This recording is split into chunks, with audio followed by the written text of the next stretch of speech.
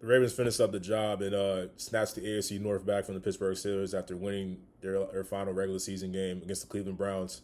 Another impressive performance by Lamar Jackson.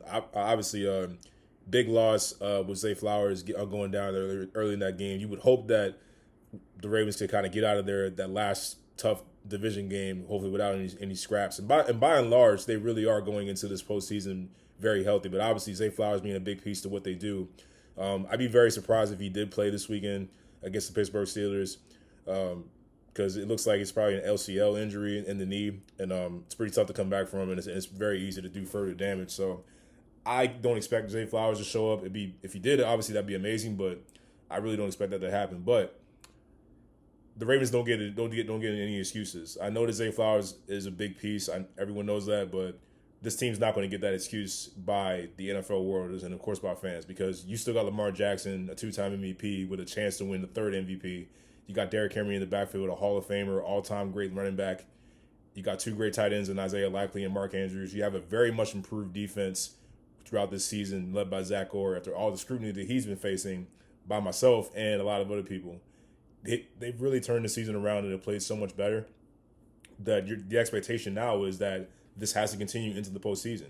Rashad Bateman, again, I've been very critical about Rashad Bateman. You guys know this. I will own that.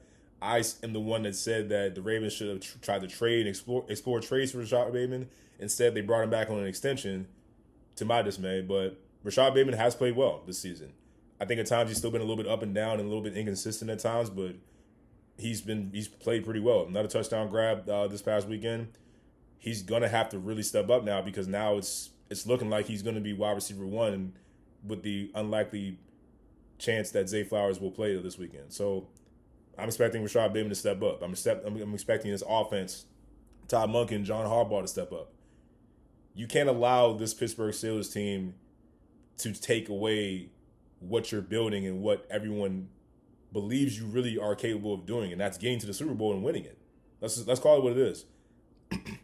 We talked about this Ravens team being inconsistent, losing to the Raiders, losing to the Cleveland Browns, losing to the Pittsburgh Steelers, who, when everyone believed that you were the better team, that you were favored in those games.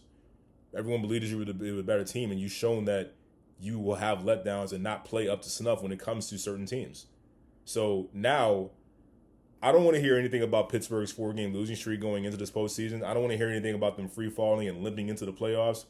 They are in the playoffs. Everyone's 0-0, and you can't lose, no matter who you are. And I know this Pittsburgh Steelers team, what their makeup is, because I know who their coach is. Mike Tomlin is going to have those guys ready. They are putting everything that happened in the regular season in the rear view. They're coming in like it never happened. Nothing about that season, anything that went down, even the last game that the Ravens played against the Steelers and beat them pretty well, they have forgotten all about that. They're going into this postseason ready to make some noise and destroy seasons. That's who they are. That's who the Pittsburgh Steelers have always been. And that's why I hate them. But, so if you're a Baltimore Ravens team, look, you're favored by almost 10 points. You have to get it done. There's no excuses. You have to get it done against a team that you are better than and on your home field, because it would be an utter disaster for Lamar Jackson, for John Harbaugh, for this organization, if you were to drop a game here and lose to the Pittsburgh Steelers in a playoff game in your house. That'd be an utter disaster. The playoff talk about Lamar Jackson will just rise and get worse and worse, and it'll get harder and harder to defend, quite frankly. Because, look, I'm the first one that's going to defend Lamar Jackson. I'll be the first to tell you when he messes up. You cannot lose this game. You can't. You can't play poorly and be the reason why you lose this game. You have to win it.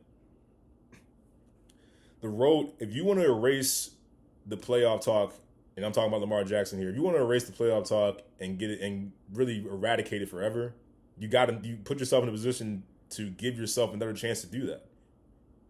In a way, this pathway needed to be exactly like this. Didn't need to be easy. It needed to be the Pittsburgh Steelers who have had your number and have found ways to make you uncomfortable and play not who Lamar Jackson is. It needed to be potentially a Buffalo Bills team that, yeah, you beat in week 3 right back earlier in the regular season, but they took you out head-to-head in the playoffs. And it needs to be potentially the guy that has been standing in your way for the better part of the last 5 years. Patrick Mahomes and the Kansas City Chiefs potentially waiting for you in the AFC Championship game. This pathway needed to be exactly like it's laid out. because who are the Baltimore Ravens? I've said this before. Which Baltimore Ravens team will show up? Is it the one that's been locked in the past 4 games, or is it going to be the one that has letdowns and doesn't play up to their potential and finds a way to lose the game? Because you can't get away with that now. This is a brand new season. Everyone's 0-0, but you can't lose, or it's over. Everyone knows that. So there's no time to figure it out. There's no time to try new things. There's no time to get guys up to speed. We got to get going. It's the playoffs. This is the tournament. It's like you better shore up any little kinks in the armor, mistakes that you may have, because any mistakes that you make consistently will get exposed dramatically in the playoffs. Whatever flaws that each team has, those flaws will be exposed dramatically. Teams are going to scheme to make sure that they put you in positions that you are not comfortable in, and they will expose it. The Pittsburgh Steelers defense is better at that than as well as any defense in the league. The Ravens cannot turn the football over. The Steelers live off of turnovers generated by their defense, getting extra possessions for their offense. That is where they live. If they take care of the football, they have a great chance of winning the game. If they don't take care of the football, they can find themselves in trouble very easily.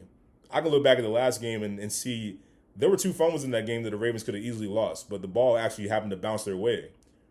That's not something you can depend on. So ball security has to be priority number 1. And number 2, keep it simple. Run the football with Derrick Henry. Get Lamar Jackson out in space. Lamar Jackson, use your abilities. Run when it's there. Make the pass when it's there. Do what Lamar Jackson does. Be the same guy that we see in the regular season that, in my opinion, is the MVP once again. You got to be that same guy. Don't change up now. You can't. This Ravens team needs you to be who you are. Do not try to prove a point. Be who you are. Do what is giving you success. You're an all-time great quarterback. You're going to be a Hall of Fame quarterback already. Don't start switching up now. Todd Monken, don't start switching up now. Do what works. Run the football. Keep it simple, and the Ravens will win this game.